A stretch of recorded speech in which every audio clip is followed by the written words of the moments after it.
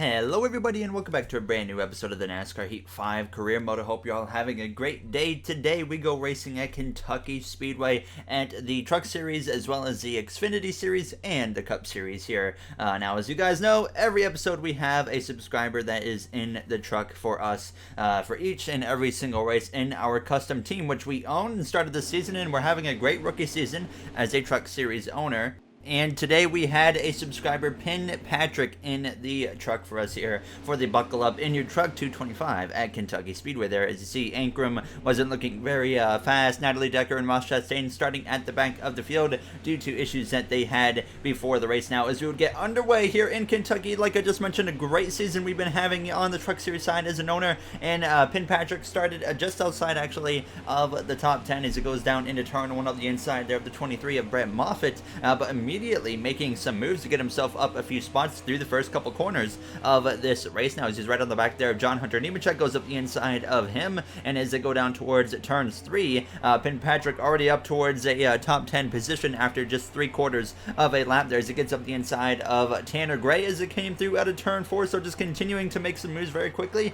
Obviously the truck wasn't great in qualifying, but he was definitely proving that the race pace in this thing was very good because he continued to make moves as this race went on there as he goes to the outside of Ben Rhodes, 3 wide up in the middle, actually passing Ty Majeski, and sure enough out of turn 4 he just continues to close in towards the now top 5 here in Kentucky here as we came through, clearing Ben Rhodes, who now get up the inside of the 13 of Johnny Sauter later in the race and get to the back as well of the 88 of Matt Crafton now as he comes through into turn 1. So he clears Sauter on the exit of turn 2 and gets right to the back of that 13 there, or sorry, the 88 of Matt Crafton, and gets up the inside of him as well as they go down into turn 3, and he's going to complete yet another pass and now move up into P4 right behind the 51 there of Riley Herbst as it came through out of turn 4. Stuart Friesen currently leads the race just over second place, which belonged to Haley Deegan in her rookie season right now of the Truck Series as it came through out of turn 2. Now up the inside of the 51 of Herbst would go Deegan as they go down the back straightaway. This was now on the final lap of the race here in Kentucky. So now as they go down into turn 3 for the final time up the inside of that 51, he will clear the 51 out of turn 4 right behind Deegan, but it's Stuart Friesen who is going to come through to pick up the victory here in Kentucky Speedway. Haley Deegan second, and Pin Patrick comes through to bring the truck into P3. So a very solid effort from him. We continue to have a strong season here as a rookie owner in the Truck Series. So very happy about that one as you see the rest of the finishing order on your screen. Rafael Lassard down there in P24, Mike Harmon and notable in 28th, and Tyler Ankrum all the way down in last place. But we come through into the Xfinity Series. Did not show the race for this one. I just simulated the Xfinity one, and Todd Gilliland picked up yet another victory. We know he is going to be a rookie in the Cup Series next season, replacing Ryan Newman as we just announced in the last episode of the Career Mode. So going to be interesting to see how he can do as a Cup Series rookie against so far Zane Smith as well as Austin Cindric. And I can say there very well may be one more rookie on the way now as we're going to jump through though into the Cup Series weekend. Definitely some confidence coming into this one here in Kentucky, and currently we lead the current regular season standing, so everything has been going well for us this season. As you guys know, we got 4 wins. We've really stolen 2 of the wins, so we should only have 2 wins right now on the season, but we've just kind of executed when we needed to. So we find ourselves right now leading the playoff standings as well as the regular season standings here as we come through in our qualifying attempt. The goal was to hit a 30.852, and we come through now out of turn 4, heading down this front straightaway. It's going to be close to the goal, but I think we are not going to actually beat the goal. No, we will not. We come through across the line with a 31.044, and unfortunately we go down here in P19 for the Quaker State 400 at Kentucky Speedway. So not the qualifying effort that we were looking for. As you see the rest of the qualifying order down at the very bottom of the field, we got the 62 of Brendan Gaughan in his final season. Now as you see Suarez there in 26, Bubba Wallace in 22nd, and then there you got Alex Bowman in 9th, Chase Elliott down in 11th, but on pole we got Joey Logano here as we're getting ready to go for the Quaker State 400.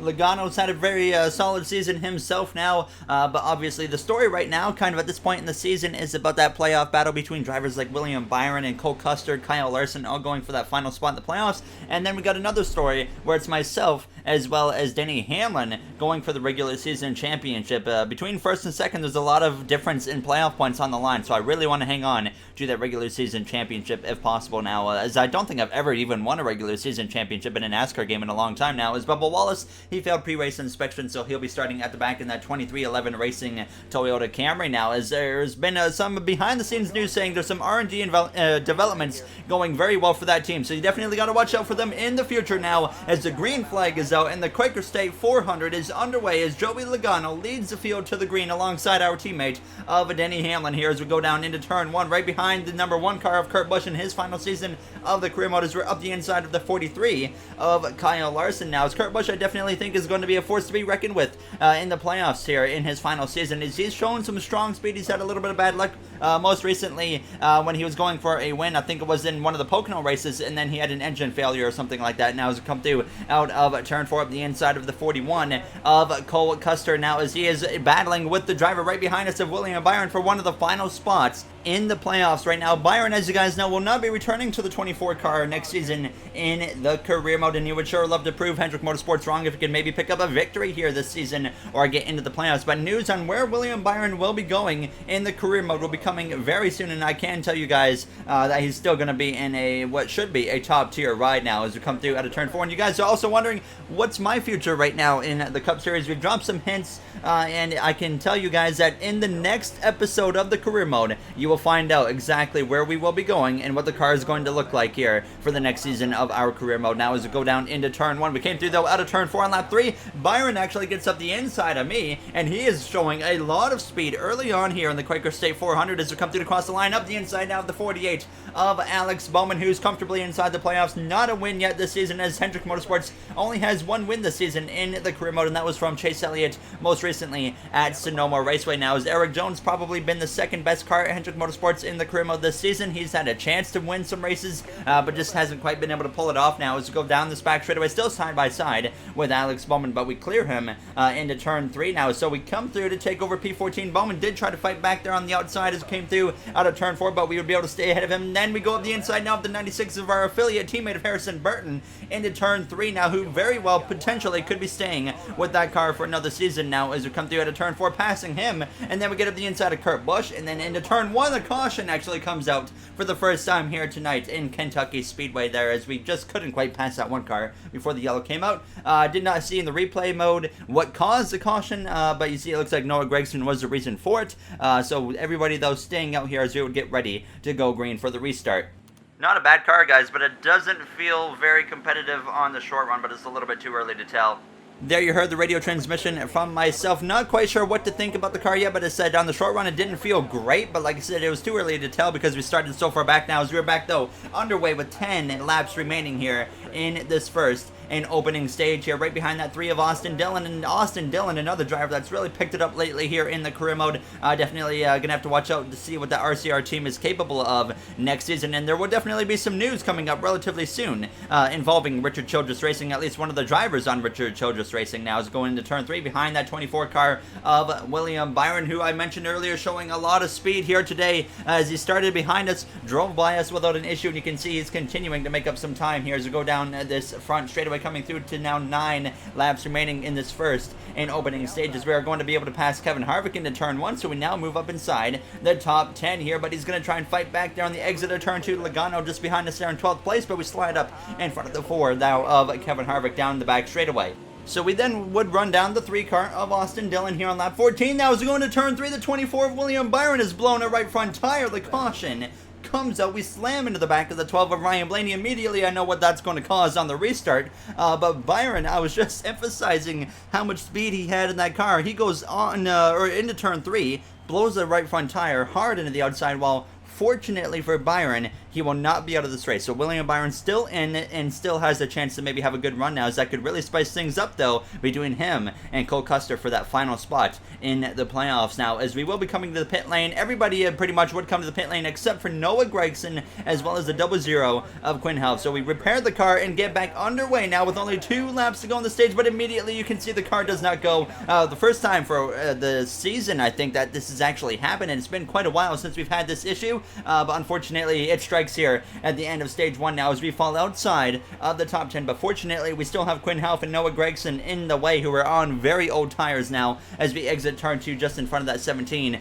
who is side by side with the one of Kurt Busch as we go down into turn 3. There you see Logano, Harvick, Reddick all the way to the top, and now Logano is going to get stuck behind that 00 there of Quinn Half as we exit turn 4. So now Chase Elliott has actually taken the lead as we come through to the final lap of stage 1 now as we're right on the back of the 4 of Harvick. We clear Quinn Half into turn 1 now, P12, as we maybe could have a chance for some stage points because you see Noah Gragson holding up the 2 of Keselowski and the 42 of Ross Chastain here as we go down the back straightaway, 3 wide in front of us between Hamlin, Gragson, and Harvick for a moment, and we go into turn 3. I'm going to send it in pretty deep, trying to get some stage points out of it now as we come through the center of the corner. We slide up the track a little bit there, nearly into the side of Keselowski, holding on to P10 over Chastain, but he has it run down the straightaway. Chase Elliott wins stage 1, and Ross Chastain is actually going to be able to come through and get us at the lines there for 10th, so we end up having to settle for P11 there as Denny Hamlin is able to close that points gap to us just a little bit for that lead in the points. That's something we're really going to have to keep an eye on here in the coming races here as we close in on the end of this regular season now. So we would come to the pit lane though for 2 cans of fuel as well as 4 tires, just like we did a few moments ago, but everybody was coming back in. There's Larson, currently finds himself down in 40th, and unfortunately we gained a spot on the pit lane. I did not want to be on the top lane there. I would have rather restarted P11, but here we are for the outside in P10 for the start of the second stage, which is now underway as Chase Elliott leads away. He's really picked it up lately himself, picking up a win at the first road course of the season in Sonoma in dramatic fashion as he made it 3 wide with myself and Eric Almirola in the final corner, as myself and Almirola came together very heavily, and instead of Almirola winning that race, we kind of took that away from him, and now he finds himself possibly in a must-win situation to get into the playoffs now as we go down this back straightaway side by side with Ross Chastain into turn 3, but Elliott already clear of the 19 of Martin Truex Jr. as they come through out of turn 4. Now the 17 is going to get clear of me as we exit the corner, and being on the second lane here was just such a disadvantage, but fortunately I'm able to get back to the bottom, but then actually go back to the outside of him as we go down into turn 1, just trying to see what we can do on this outside lane, and it just, as you can see there, wasn't working very well now as we come through out of turn 2 on the second lap of the second stage. Only 17 laps in this one, so a few laps shorter than we had in that first stage, and you can see how much I was falling off here. I could not hang with these front 11 cars. As William Byron, he's now moved up into P13 behind us after crashing into that outside wall earlier in stage 1, blowing that right front tire. You can just see how much speed is in that 24 car. Now as the 66 of Timmy Hill has actually gone spinning into the outside wall, collecting the 95. The 47 as well, easy nails the outside wall very heavily now. Big contact to that outside wall for Timmy Hill, but the caution has come out here in stage 2, and you see there nobody coming to the pit lane. Very easy call to make, but unfortunately we are now going to be stuck on the outside again. I think that run there was enough to tell you guys that we need to do some work on the short run. There you heard the brief radio transmission from myself saying, yeah, we definitely need some work on the short run, because you can see there we could not hang with the front 11 cars now as we get back underway here in the Quaker State 400 presented by Walmart now as we go down towards turns 1. Chase Elliott still finds himself out front, but there you see right behind him in that 88 car in third place, Eric Jones now putting the pressure on him, as Eric, I said earlier, has really been picking it up lately here in the career mode, so definitely a driver to keep an eye out as we close in on the playoffs right now. Jones well inside the playoffs to where I don't think he really has to worry anymore now, unless we get a whole bunch of new winners as we come through out of turn 4. Bowman up the inside, and I would kind of get stuck on this outside lane here going down this front straightaway. You see Byron continuing to move his way forwards very, very smoothly and very quickly as we go down into turn 1, but now Briscoe would get up my inside, and now I would just continue to drop, being stuck on this second lane. I did not really have an opportunity to get down to the bottom, and then the 21 of DiBenedetto, he would be able to take advantage, get past me, and then actually get up the inside of Bowman. Then the 8 of Reddick is going to come through as well. Logano just behind us now, as he would also get up my inside on the entrance of turn 3, and on the exit of turn 4 he's going to be able to now get ahead of me as we go down this front straightaway with just 7 laps to go there, as we actually clip the 22 there in the back bumper now, as you've had no shortage of run-ins with Logano lately. That one was all on me now as we go down into turn 1 side by side with the 48 of Alex Bowman, who's clearly lacking some speed in that 48 car here today. Now as we make a little bit of contact actually with him on the exit of turn 2, we though get clear of Bowman, get to the back of Logano, and actually get into the back of him there on the exit of turn 4, not being the most friendly to Logano in this race, as we've, like I said, had some run-ins recently with the 22, as he would get past Tyler Reddick, though, as I would follow through into turn 3 and past the 8 car of Reddick as well. Now as you're trying to slide up in front of him, nearly into the side of Logano. Fortunately, we do not run into him there. Now as we would settle in for P15, but we come through out of turns 2 on lap 14, right on that left rear quarter pin, a little bit more contact as we side draft that 22 pretty aggressively down the back straightaway into turn 3. Elliott, he continues to lead the way here in stage 2 as we come through out of turn 4. Elliott has a huge lead actually now as we're still side by side with the 22 of Logano, the 2018 champion, as we're going to try and side draft him all the way through the triangle. More contact between himself and I, as now Reddick takes advantage. He goes up the inside, and now we're going to have to settle in behind Reddick, so myself and Logano getting so caught up battling each other that we allow the 8 of Reddick to drive right on by both of us now, and I'm going to follow Reddick on the exit of turn 2, and now past the 22 of Logano down the back straightaway into turn 3, so continuously having some just kind of run-ins with Logano. That rivalry continues to brew, and hopefully we don't get it to a point where he does indeed become a rival, because that's going to be definitely an issue in the playoffs now, as we have yet to have a rival here in the NASCAR Heat 5 career mode. Now as we came through to the final lap though of stage 2, I get up the inside of Chase Briscoe, but as you can obviously tell, just like stage 1, we're going to have to settle for no stage points, as we just kind of got so caught up with issues there in stage 2 that we've spent the last few laps just trying to, you know, regather everything as we go down the back straightaway into turn 3 for the final time here in the second stage behind Austin Dillon, who tries to get up the inside of the 11 of Denny Hamlin, but Chase Elliott comes through to win stage 2 just like he did stage 1. Dillon and Hamlin side by side at the line. Austin Dillon though gets a position from Hamlin as you come through for a somewhat disappointing P13 in this second stage, so clearly some work to do here, especially on the short run, because you saw the longer the run went, we ran these guys down pretty easily, so I'm confident in the long run speed now, as William Byron has worked his way up to P3 by the end of that second stage, so I think you really are going to need to watch out for William Byron here in this third and final stage in Kentucky.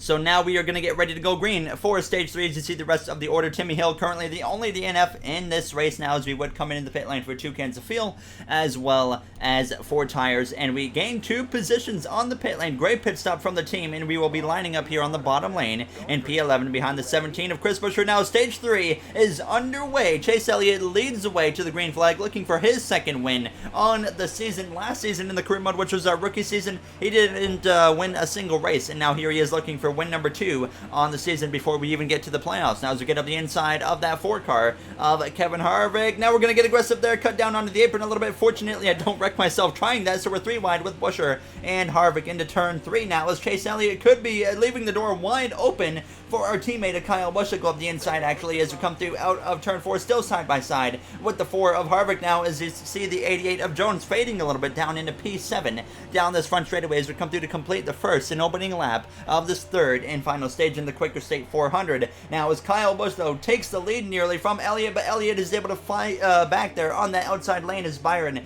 in P3, Blaney P4, Keselowski rounds out that top 5 as Harvick gets clear of us down into turn 3, so we settle in here in the 9th position, but definitely a solid start to this third and final stage now as we come through out of turn 4. You can see just how much I push up though compared to Kevin Harvick now, as Austin Dillon currently behind us in P10. He would start to fade a little bit to Denny Hamlin, who would get past him, and Hamlin runs me down, passes me. You can see just how much time I had lost here in these in the first opening part of this run to the drivers up ahead as we come through out of turn 4, nearly into the side of Denny Hamlin there, and that opens the door now for the 14 of Chase Briscoe to get through to my inside, and Austin Dillon as well. So we're dropping like a rock here with 20 laps to go in Kentucky as Kyle Busch continues to lead now over second place, which now belongs to Ryan Blaney. Elliott finds himself in third, Byron in 5th as we exit turn 2. Down to P12 we go, and we would actually fight back though up the inside of Briscoe as we went into turn 3 now on lap 49 and get back up into P11, slide up in front of him. A bit of an aggressive move for myself, and that opens the door now for the 17 of Buescher to get by on my inside. So we gain a position, but we completely throw the position that we just gained away to that 17 of Chris Buescher as we go down into turn 1. Then we came through again through turn 3 and out of turn 4, right on the back of the 3 of Austin Dillon. Then the caution comes out with 18 laps to go here on the Quaker State 400, which will now force us all into the pit lane. I say take 4 tires no matter what, guys. I think 2 tires, even strength with these guys, I mean, it's just going to be no chance for us to get a top 10.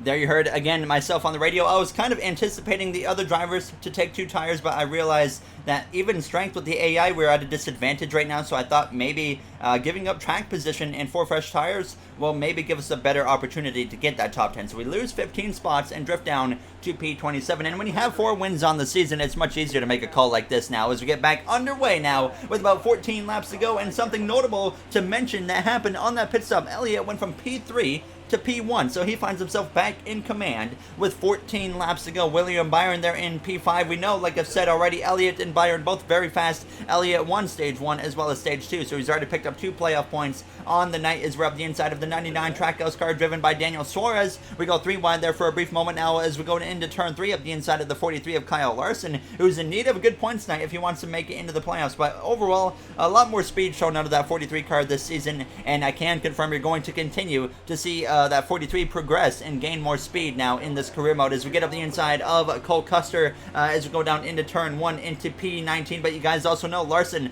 not returning to the 43 next season. His plans will be announced very soon as well in the career mode, but Eric Almirola will be driving that 43 car next season. As we just announced, as you see, I go 3 wide up the inside of De Benedetto as well as Logano into turn 1, so we've already gotten up to P14 here on lap 56 as Martin Truex Jr. He had actually taken the lead from Chase Elliott, but then Elliott would take it back away from Martin Truex Jr. Now, as we came through, passing our teammate of Denny Hamlin and the driver that we're battling for the regular season championship here as we're side by side down the back straightaway into turn 3, approaching 10 laps to go as Byron gets up inside of Truex. So now Byron into the 2nd position behind his teammate of Chase Elliott. As you see, I pass the 42 of Ross Chastain. We now move up into P11 right behind Kyle Busch, who's side by side there with the 88 of Eric Jones. Actually 3 wide between him, Harvick, and Jones as we go down towards turns 1 there, right on the back of the 4 of Kevin Harvick, as Byron was in a bit of a scrap there with the 19 of Truex. Now, as we're going to force it 4 wide here on the exit of turn 2. Busch on the far outside,